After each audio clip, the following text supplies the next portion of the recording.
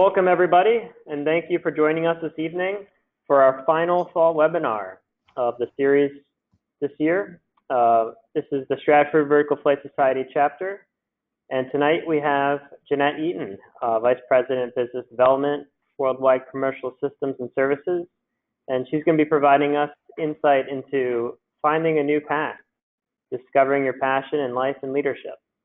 I will be your moderator tonight, Alex Mark, the Stratford chapter president, and we'll be running these events. We have been running these events throughout the fall in place of our normal dinner talks, and any feedback that you have would be appreciated as we look to continue these into 2021, especially with COVID not looking too great next year. So any input you have on how we're presenting or types of presenters, we would appreciate that. We've received a great number of abstracts for the licensing competition, and we thank everybody who's applied. We will be holding our virtual event on December 8th, and I'm really excited to see it. The speakers look really exciting this year. The flyer will be going out after this event tonight. And tonight, if you have any questions, please feel free to use the question box in your GoToWebinar control panel. We will have time for questions at the end of the webinar. This event will be recorded, so please take that into consideration with your questions, and we will be repeating the questions as we answer those. The recorded videos can be found later on the VFS website if you cannot make it for the whole event tonight. Tonight's event is sponsored by Dassault Systèmes. We have John Dixon here, Client Executive, Aerospace and Defense. Thank you, John, for everything you do for our chapter, and we can't thank you enough for supporting us this year during these trying times. So over to you, John. Thanks, Alex. It's really been a pleasure to sponsor these events. I look forward to continuing it next year, and it's been a privilege to get to see the presentations of all the great leaders at Sikorsky that you've had through the year. So thank you for allowing us to continue this. I will my normal spiel, if folks will notice on the flyer that went out, there's a banner for the latest Dassault Systems virtual event that we were holding. It was the Modeling and Simulation Conference. The event actually took place the last 2 days, but all of the sessions were recorded and are available to view at your leisure. Free to register for the event. The purpose of this seminar was to show the value of integrating design, modeling, and simulation, and tearing down the walls between those practices and looking at the design process as a whole.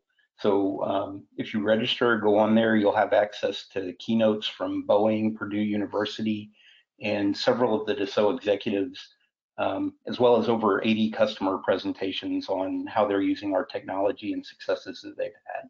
So I'd invite everybody to click that link on that banner and take advantage of that content. And I think with that, excuse me, Alex, I'll pass it back to you. Thank you, John. So I just want to say I did get a chance today to sneak on there, and there's some really exciting content, some really cool videos, especially Purdue, my master's alma mater. But without further ado, let me hand it over to our speaker tonight, Jeanette Eaton. I can't thank you enough for coming, and I'll let you take the floor. Very good. Thank you, Alex. As Alex introduced me, I'm head of Worldwide Strategy and Business Development for Commercial Systems and Services, which basically means, our S92 and the 76 product line for Sikorsky worldwide. I thought I would start us off first with a video. I pass that off to Alex. Alex, would you be able to play the video for me? Yep, we'll get that started here. 1 second.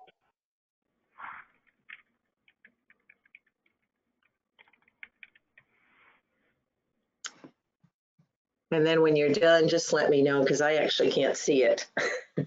Yeah, we had that same issue before. It's getting started here. Just give us 1 minute.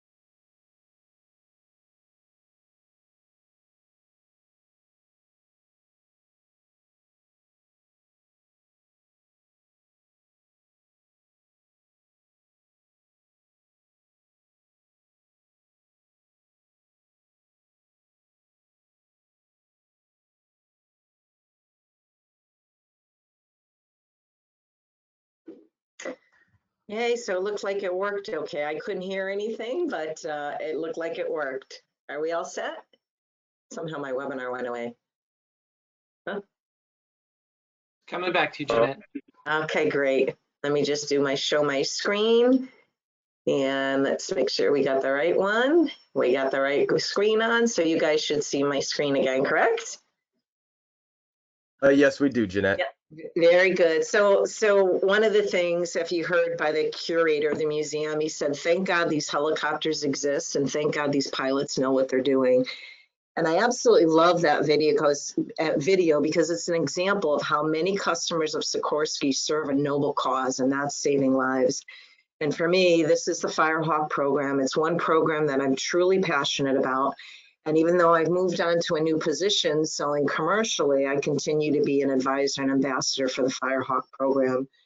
For those who don't know me, Jeanette Eaton. I've been in aviation for over 32 years, spanning from engineering is where I got my start, manufacturing, I've worked in finance, I've worked in marketing, I worked in program management, and eventually led me to sales. And that was the story I was asked to share with you today.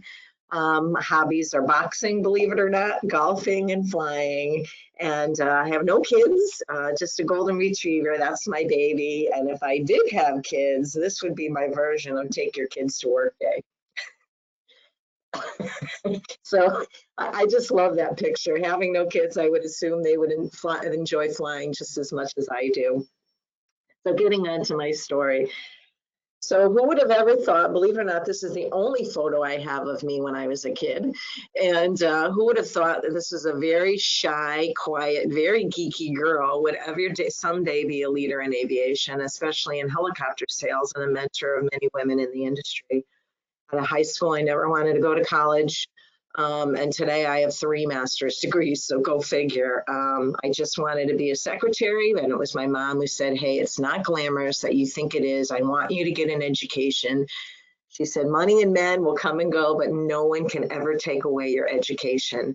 And Jeanette, you really need to believe that. So that's where I got my start in working. I went to be a secretary to figure it out if that's what I wanted to do. And I happened to be at a computer center where I picked up skills pretty quickly. They offered to send me to school to learn their systems, and I ended up going into what's called network control.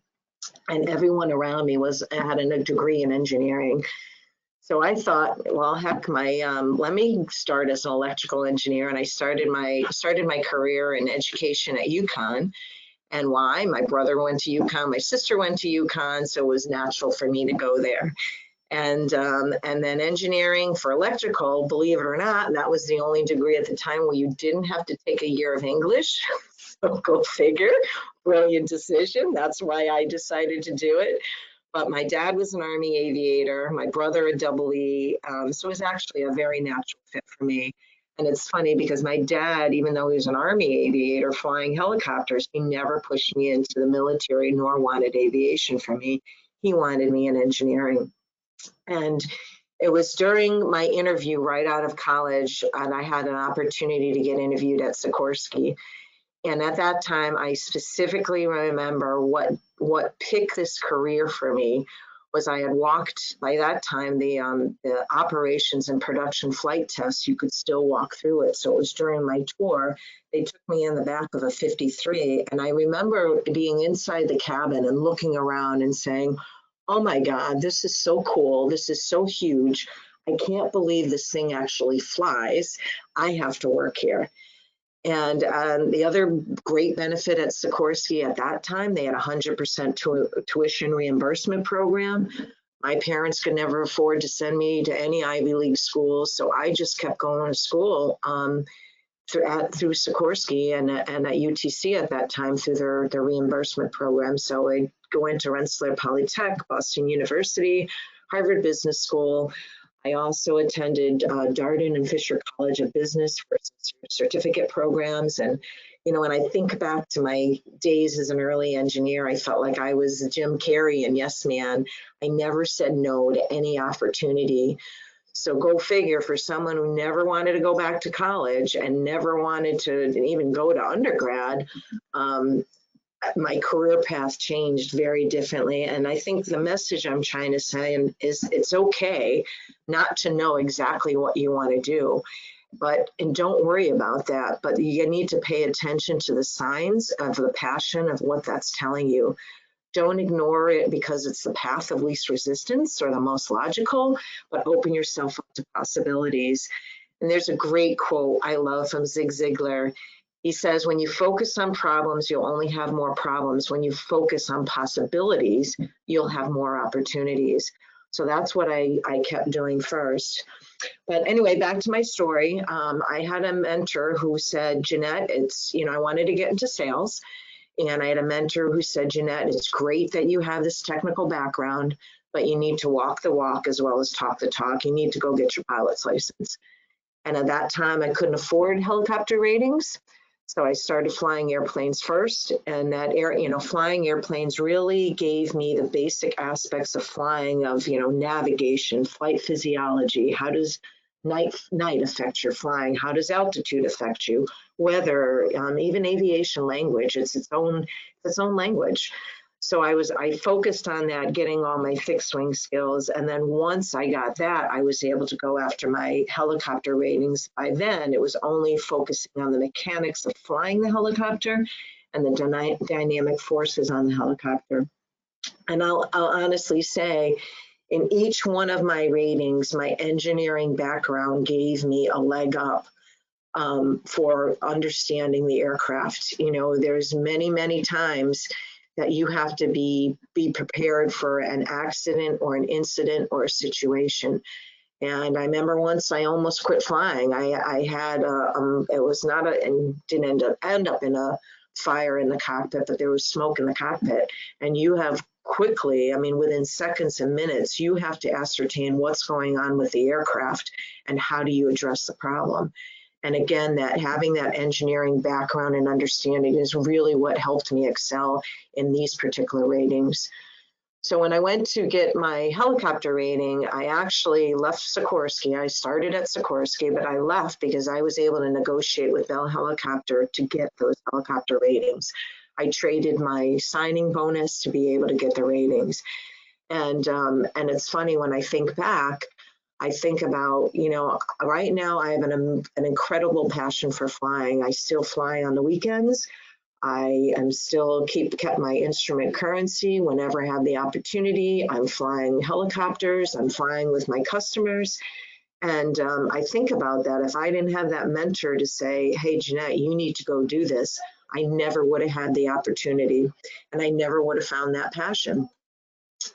So some of the really kind of the cool things I thought I would share with you, because as a salesperson, I get to do this, and just following my passion has led to some amazing opportunities. And that was when I had to build my flight time. I was completing cross-country flights for Bell Helicopter, delivering the aircraft starting at Montreal, Canada. And some of the photos up here with the animals, I flew Jet Ranger to Missoula, Montana. I've flown helicopters to California, but flying across the United States was absolutely amazing and incredible. I remember to this day, thinking, oh my God, pinch me. I can't believe I'm flying a helicopter across the United States, number one, and number two, I'm getting paid for it. So it was really like a dream. I remember going over a mountaintop, and all of a sudden on the mountain, I see cowboys, like real cowboys on horses herding cattle. And then I go over the mountaintop, and then there they are. They're taking these cattle to market. I saw some amazing things that I realized how fortunate I am to be in this business of aviation. And as I mentioned, I love whenever I can get sick time. Right now, I no longer have that as the mainstay of my jobs, but I do get to fly with my customers. Flown the Firehawk, flown a number of our competitors' aircraft, which as a salesperson has been a huge benefit for me. And it's really amazing when I see what our customers do with our product, with the Sikorsky product, and I'm humbled by the paces they put the aircraft through and the mission they serve. Those of you, I don't know on the line if you're familiar with the S-76 and the 92, so I just thought I'd share a little bit about it. The VIP is an amazing aircraft, very plush. And in the corporate world, it's the smoothest and quietest that you'll ever be on. I don't need a headset to raise my voice, carry on a conversation, and there's active vibration control in the aircraft, so it's a very, very smooth, quiet ride like the back of a limo. Some of the technologies that actually came from that active vibration control we've seen used in emergency medical services. And this is an example of Arkansas Children's Hospital, and a great example of technology there. They had a 24-week premature baby, and they knew if they put that baby in an ambulance, any kind of bump in the road could jostle the baby and burst the vessels in the baby's brain. They knew if they put it in a plane, the altitude could burst those vessels. So they actually put it in the S-76, and the baby is a baby girl, and she is still alive to this day. So again, it's amazing the different technologies. You never know how it's going to be used. But again, this specifically, it saved someone's life just having that ability to be smooth. On the 92 side, it's the aircraft, not only like a limo, you can have a shower in the back, you can have a full galley. This particular picture is North Slope Borough, where they operate the aircraft up in Alaska. They were transporting a polar bear to safety. It's unbelievable the missions that our customers serve with our products. And then the firefighting, as I said, that aircraft was my baby. I started as an engineer on the original program, took over as the program manager for it, and then eventually sales for the product. And this aircraft is proven to be the most effective helicopter for initial attack and firefighting. I don't know if you folks have seen any of the fires out in California, but it's horrific. And it's the roar of a fire is deafening as it comes on you. And again, I look at our product and I'm so proud of the fact that I had just a little piece of that. And, you know, I hear the stories of these pilots, the conditions they fly in, this high Santa Ana winds. You know, during the Woolsey fire, the Black Hawk helicopter was the only helicopter that was able to fly, and there were 70 to 80 mile an hour winds. Or not winds, excuse me, and only the Firehawk was out there. None of our competition was out there, none of the sky cranes. And in the beginning 48 hours of the fire, ground crews couldn't make it out there. Fire trucks couldn't make it out there, only Sikorsky. So again, it's really, really amazing what these guys do with our product. Some of the cool things, I've met some amazing people around the world, and whether you like President Trump or not, it was really an honor to meet him and work with him. And he is an S-76 operator and customer, but have met some really cool people along the way. So kind of the fun part about working at Sikorsky and the job. And as I mentioned, both of my ratings, my engineering background helped me tremendously to be a better pilot. And as a salesperson, it's no different. I remember briefing a police agency, though shown up top as Delaware State Police in particular, where they're like, well, if an engineer was here, they could explain how the structure is needed and the load factors on it. And I said, well, I'm an engineer and I can tell you exactly how that works. And they were so dumbfounded, and I didn't mean it to be shutting anyone down or putting anyone in their place. I just answered the question, and it was really added credibility for me. So when I look at my path, and I know, Alex, you're really big on STEM and helping others and teaching others, but I'm really thankful for those who gave me a chance or even just gave me exposure to flying. So now I do whatever I can, whenever time I can, to mentor and expose kids to aviation. I feel it's all of our jobs to be ambassadors to aviation. And just like me, as a kid, if you're not exposed, you don't know these opportunities even exist.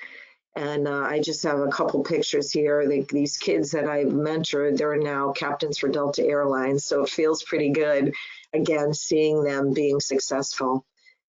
Some of the other organizations, you guys, Vertical Flight Society, that's fantastic that you're members of it. I've been involved in a number of organizations and served on the boards. 99 still started by Amelia Earhart, the Whirly Girls, which is an association of female helicopter pilots, and then also part of a number of industry council, because as a salesperson, I feel I need to give back and contribute to the community, but I need to actually be a part of it. In the community, as well as volunteering with a search and rescue helicopter program, volunteering at Camp Sikorsky Junior Achievement, and other STEM efforts. So that's been really kind of cool and fun. And then had opportunities around the globe, some wonderful places that I've gotten to see, in Russia, in Australia, and then some other places, Nigeria during the Ebola Zaire outbreak came out, and some other pretty scary places. But I just feel like I'm very, very fortunate to be working here and in aviation. And most importantly for me, celebrating our customers. I love Igor Sikorsky's quote that he says, "The reputation of the helicopter is not made in the factory. It is made by the courage of the air crews and dedication of the maintenance crews." And this is so true. As I mentioned, I am forever humbled by what our customers do and the communities that they serve. They put themselves in harm's way every day, and they do it without pause. They don't even think about the conditions they're going into. I'm taking a break. I'm talking too fast here. So for me, flying in aviation excited me. It challenged me and it scared me. Talked about the electrical fire where, I almost quit flying, but I knew this was something I loved to do, so I had to overcome that fear. And I would say my message to anyone wanting to succeed, one, as I said, open yourself up to possibilities, pay attention to the signs, don't take the path of least resistance, and most importantly, find out what makes you tick, what excites you, and be authentic to the goal. CARLA Harris is an amazing motivational speaker, and she talks about your authenticity is the heart of your power. When you're authentic, you are genuine, which leads to trust. So people will want to follow and support you. And if you've ever heard Simon Sinek, he has a great TED talk about what's your why. And that's exactly the message, is figure out what's your why so you'll be successful in your career. Don't chase the money. It's really tempting, but the longevity that will come with success, and success comes with leadership. So I thought I would talk a little bit about CARLA Harris and her strategies for success. And her first perception is what she says is the co-pilot to reality. Perception is the co-pilot to reality. You have the right to be here because you have the confidence that you're here for a higher purpose. So how do you get that confidence? And she tries to answer that question in the following, what she calls her pearls of wisdom. And that is perception being the co-pilot of reality. What other people think of you is actually becomes a reality. And she talks about relationship currency, that there's two types of currency. There's your performance currency and your relationship currency. Our third pearl is be comfortable taking risks. Our fourth pearl is the authenticity pearl. And our fifth is expect to win, have that positive attitude. So I hate reading slides, but I think these are really important points that I don't want to misquote.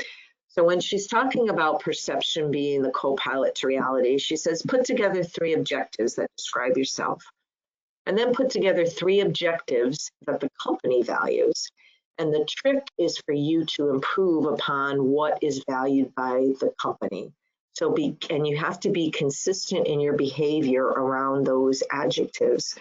So for example, if you're a finance person, you need to be seen as being analytical. If you're a marketing person, you need to be seen as creative, or sales, customer oriented. So, it goes back to, like I said, make sure if where you want to go and what's valued in the company, make sure your actions meet that.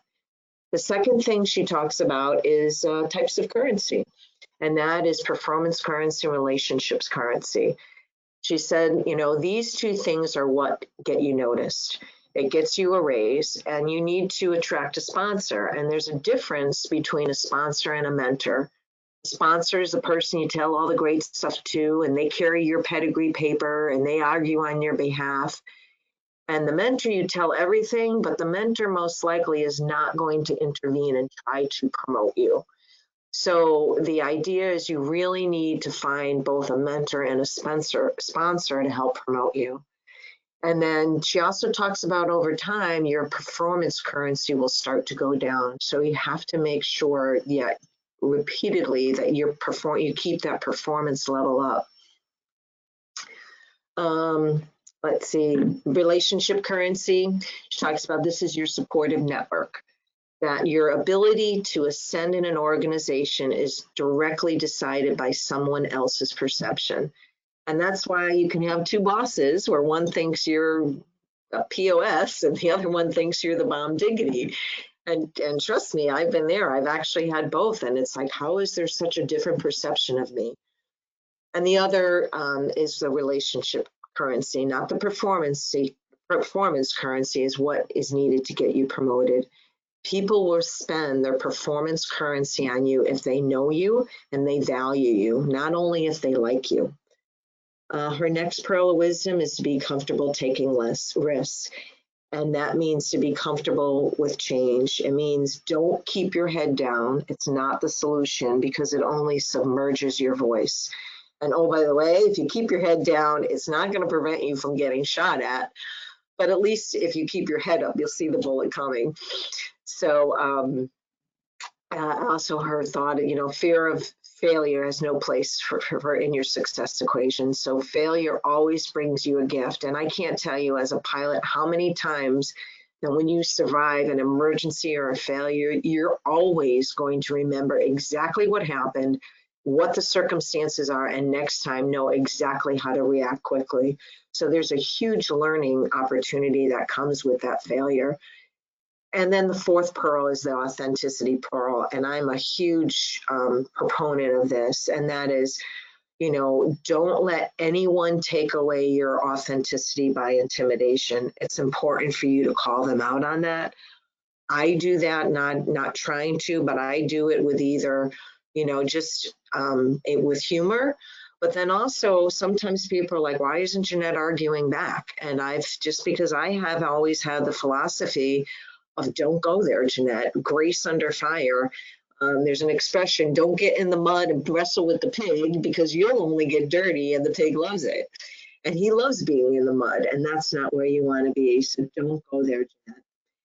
And then her last pearl of wisdom is making sure you have positive touch points within the organization. Make the time to introduce yourself, to volunteer, recruiting, exactly like many of you on this call I know are doing. It helps you. And also, don't be afraid to reach out and say, hey, I want to introduce myself, or I guess what I think is people sometimes I know when I was coming up, I was very intimidated by leadership. And like, oh, they're a director, oh, they're a VP. If you reach out to somebody, they want to help you. And I would say 99% of the people at Sikorsky, they're going to want to help you. Don't be intimidated to introduce yourself. We appreciate somebody taking the time and the initiative. And then, as Carla says, expect to win by showing up with your best self every day. I thought I'd share a little bit about my leadership style. I always constantly remember not to let others get to me. I see people pontificating and embellishing and not contributing and being disingenuous. I remind myself, let it go. Focus on bringing your best self to work every day. Listen to good advice and pay attention to the signs and the opportunities around you. I went backwards. Another style and philosophy that I have is that I believe leadership is an honor. It's not a right. And the respect, you have to earn that. It's not given with a position. Treat others as you wish to be treated. I always say, remember, people are going to remember how you made them feel, not what you've accomplished. There was a great speaker, Emmanuel Dupree, about a month ago, and he said, and this was a great example for me. He reminded me a few things. One, he said, no one cares what you know unless they know that you care about them. And the other great piece of building trust advice, he said, actively listen And that is the first 30 seconds when you're engaging with a conversation with somebody, assume they're right. Listen to them and then engage in a response. And I think about that. It's a great way to practice to listen and to understand and actively listen, because normally I'm hearing someone talking and I'm already thinking about how am I going to respond to this, and I'm not fully getting out the value.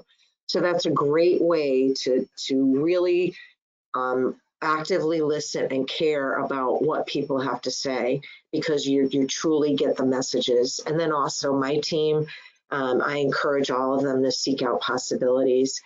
Lastly, I was going to end up, these are 6 characteristics of a great leader that I have pinned up in my office and I remind myself to follow. And that is, as a leader in the company, and I would encourage all of you on the phone, love your team, give them praise, seldom lose your power, cast your vision, let people know where you're going, surround yourself with rock stars and let them shine.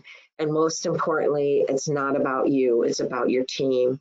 You need to support them with passion and they'll run through fire for you. My guys that I work with and I've had the privilege of working for me, they are phenomenal, and I enjoy them, and they will do anything for me. And it humbles me that we have that relationship. It's absolutely fantastic.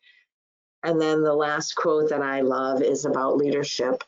And leadership is about making others better as a result of your presence and making sure that impact lasts in your absence. And as I mentioned, a great quote by Sheryl Sandberg that I just always try to remember. And if when I leave and people remember me, that will be the biggest honor bestowed on me.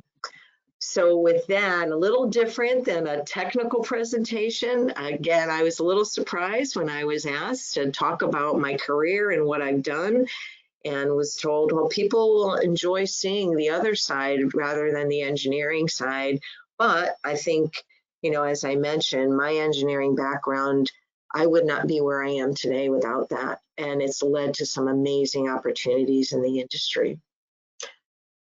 So with that, I know we have about 20 minutes left, so I will open it up to any questions. Well, thank you, Jeanette. Again, I just want to say on behalf of the Vertical Flight Society Stratford chapter, we really appreciate you taking the time to come and present tonight. Really inspiring talk, really great advice. As I mentioned to you when we were doing our flip through the other day, I'm pretty sure I'm going to have to copy and paste a lot of these slides and put them up on my wall. So thank you so much for taking the time. We do have some questions coming in. So let's start our first question with, what is one of your biggest challenges that you've faced in your career? Challenges, well, I would say there's one of my biggest challenges. I would say I was a very quiet and shy person, and I had to come out of that shell, and I had to get confidence in what I was doing in order for me to I know I had to have a loud voice, and I know I had to be confident. And so for me, especially being a woman in this business, and again, 32 years ago is very different than it is today. But my way of dealing with credibility issues, shall I say, is to make sure, maybe I was overeducated, to make sure that I excelled in everything, to make sure when I'm selling a Black Hawk, there's some salespeople out there who they get sales 100%. And they're phenomenal at it, but they know nothing about the product. So my goal to overcome that was making sure technically I knew that aircraft inside and out, and that I could, not only talk to the mechanics, talk to the pilots, and as well as talk to the money guy. So I think for me, building confidence in myself and not letting others intimidate me. The company's gotten a lot better, but especially 30 years ago, there was a lot of bullies out there. I remember getting a notebook thrown at me and pinged off the top of my head, and people throwing chairs. I mean, it was very different than it is today. Sure. But I think that confidence needs to be there, and you'll find it when you're authentic and you're passionate about what you're doing. That's really great advice.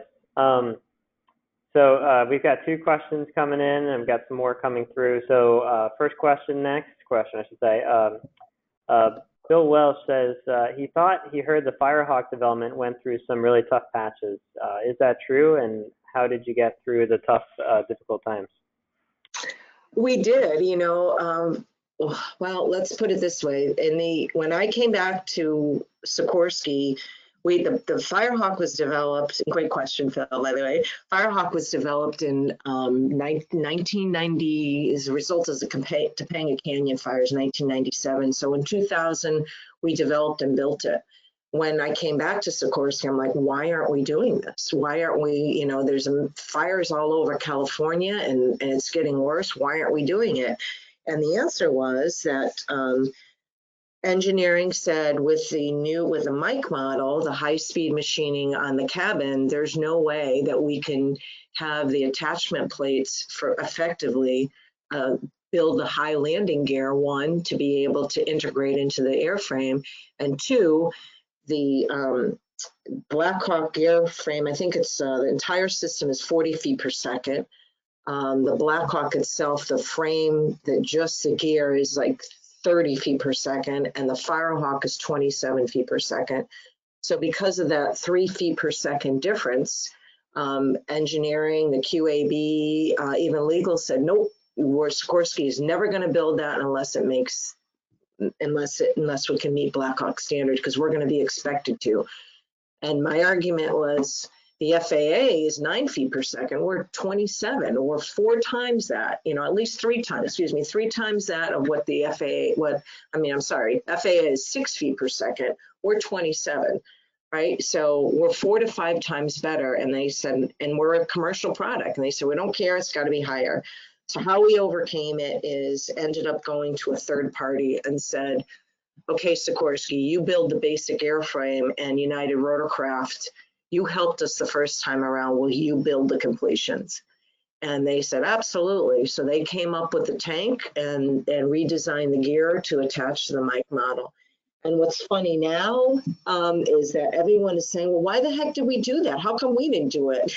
You know, they're giving me an idiot lesson as to why. So, but that's how we overcame it. We had to put it outside the company and offload that work. And now management wants to bring the gear and the tank back in and have Sikorsky do it. So that was overcoming it, but it was a big challenge. Long answer for a big challenge. Not expected, not the expected answer either. Wow, that's really creative. So we got another question here. So what advice do you have for establishing and maintaining a network, both within and outside of your organization?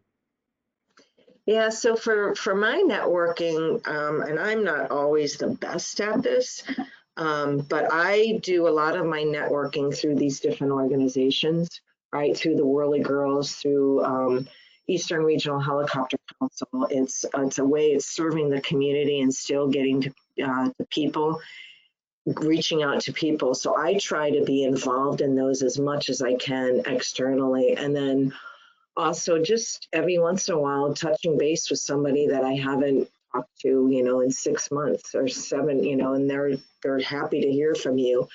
Internally, I would say, someone asked about my challenge. That's probably a challenge for me. You know, there's some people who are really good who go make sure they still talk to their old bosses. I haven't done that, but I should. That's a great lesson I learned from one of my employees who's really good about, even when he moves on position, he makes sure he keeps in touch with the people he used to work with, as well as his former leadership. And that way your network stays fresh and people remember you. Great advice.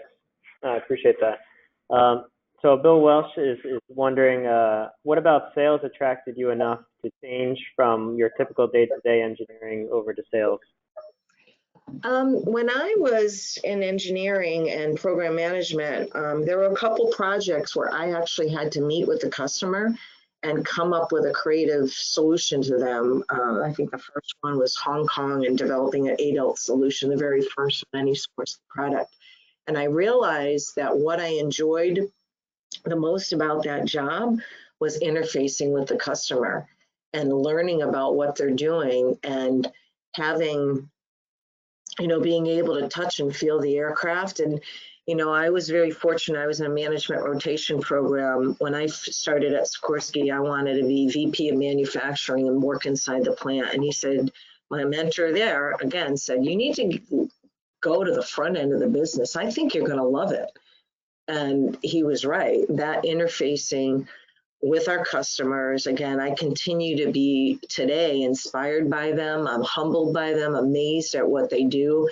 And then also, as I mentioned, like especially the Firehawk, seeing that our product, what a difference that it's making in saving lives and making in the community, that's what gave me my passion. So it was a combination of realizing, having that little bit of exposure to realize, hey, I really enjoy meeting these guys. It's really cool what they do. And then again, developing a passion for what they do and wanting more and more to be customer focused and not internally focused. That makes sense. Yeah, definitely. Yeah, no, I appreciate you, especially talking about the mentorship again. That's really important. I'm hearing that over and over again here. So one thing we're going to do real quickly, we're going to take one quick break from questions, and we're just going to try the video again. So Jeanette, apparently there was some issue with the audio, so some people weren't able to hear it. So we'd like to try one more time on the video. Yeah, I didn't hear it either. I thought it was just my laptop. So go for it, or I could try to play it. I think our team's running it, should be running it here any second now. Okay. Yes, I'll go ahead and do so. We'll see if the other video is the correct copy. If it turns out not to be, then I'll go ahead and stop it. And then we can get back to questions, but I'll go ahead and bring it up now and then see what gets pulled up.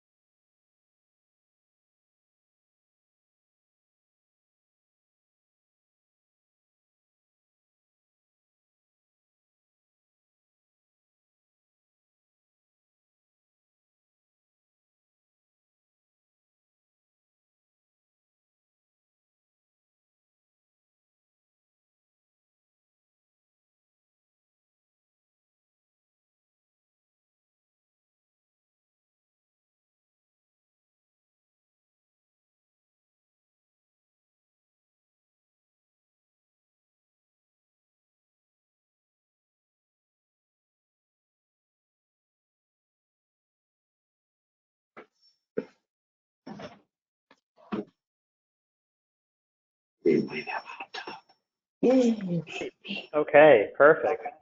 Thank you. Okay, so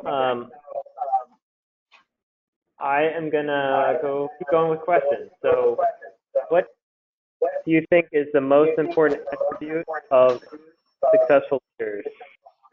And or what are you most proud of throughout your career? Oh, what was the first part of it? What do you think is what?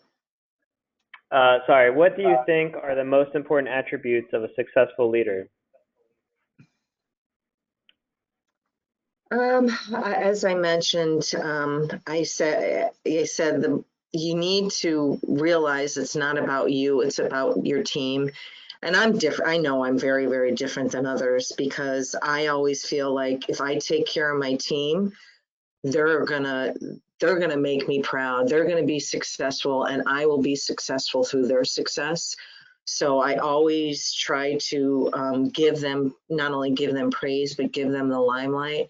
But I think that is so very, very important. You got to love your team, and you have to be authentic to your goal.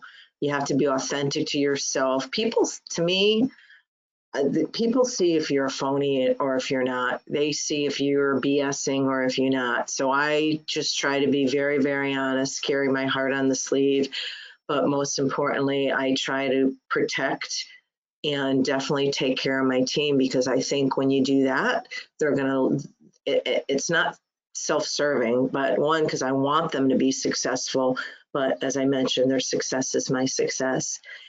And I think, personally, what I'm most proud of, I think, was my helicopter rating. My fixed wing, I was scared of. There were a few times that I was afraid getting it. I remember my first solo flight being like thinking, what the heck am I doing? But I made it through that, and my helicopter rating, I was really, really very, very proud that I accomplished that. So that was from a personal success. And I think for me in my entire career is definitely the Firehawk. Because I remember an engineer literally said to me, get this through your head, Jeanette, we will never build another Firehawk. You need to just let it go. And I wouldn't. I was absolutely adamant that we need this. Our customers want this product. We need to find a way to do it. So and then when we tried to go after the bid, we all locked about 50 of us up in the room, and people said, there's no way we're ever for Cal Fire, which resulted in 12 aircraft, 12 Firehawks for the state of California. The engineers and everybody else said, there's no way, number one, you're going to win this. You're wasting our time by putting us all in this room. And there's no way we're going to get this proposal out in time. You need an extension. And we had already gotten 30 days. So I think when I look back, my best success, and maybe because it's most recent, but it was definitely that. It was a personal gratification, as well as against all odds and people telling me that couldn't be done. We went, and eventually we all pulled together as a team and made it happen. It was pretty cool. That's really cool. That's really exciting, Jeanette. Okay, so I think we'll have two more questions left for tonight. So next question is, what do you see as a key leadership lesson learned in your career? What do I see as a leadership lesson learned? Yeah. I think, I'm always learning. And I think, as I mentioned, being authentic. But for me, I definitely sometimes I'm catching myself too quick to respond sometimes. So I force myself to take a pause. And then also I've learned not to, especially executive, when we're doing these briefings, that sometimes you don't always have to have the answers, Jeanette. It's okay to, it's okay to say, I'll get back to you, but it's okay to not, if someone says something that's inaccurate, it's okay to not necessarily try to correct them. And then for me, I've learned also that speak up, you have that confidence in yourself and speak up. And as I mentioned, CARLA Harris said, be authentic, speak up. When you're authentic, you will shine and you will outperform. And that authenticity is the heart of your power. So if I'm upset, let people know I'm upset by it. If I'm, wear my heart on my sleeve, because then people know I'm genuine and they're going to trust me. And with the speed of trust, you can make all kinds of things happen. That's awesome. Wow. Okay, so this last question, I left it to the last. It's a great question. Bill Welsh always crushing it here tonight. Okay, so what do you think is a solution for getting more women into engineering?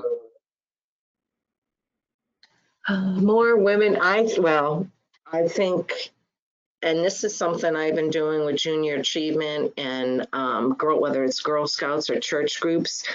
I honestly think even, times have changed, but I think it's important to show people that there's possibilities out there. And again, growing up, in a million years, I never saw myself being a pilot and being able to fly, but somebody gave me that opportunity.